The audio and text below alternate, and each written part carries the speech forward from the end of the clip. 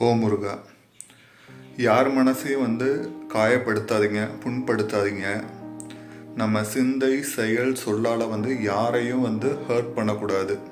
அவங்க மனசு மகிழ்கிறபடி தான் நடந்துக்கணும்.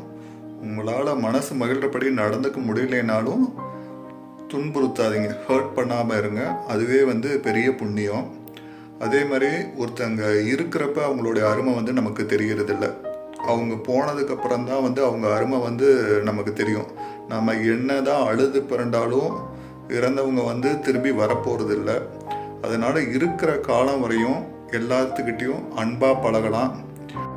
நம்ம என்ன செயல் கொடுக்குறோமோ அதுதான் நமக்கு ரிட்டர்ன் வரும். நீங்கள் நல்லது செஞ்சீங்கன்னா நல்லது கிடைக்கும், கெட்டது செஞ்சீங்கன்னா கெட்டது தான் உங்களுக்கு வரும். அது நெகட்டிவ் தாட்ஸ், நெகட்டிவ் மைண்ட் செட்டை ஸ்ப்ரெட் பண்ணாமல் இருங்க.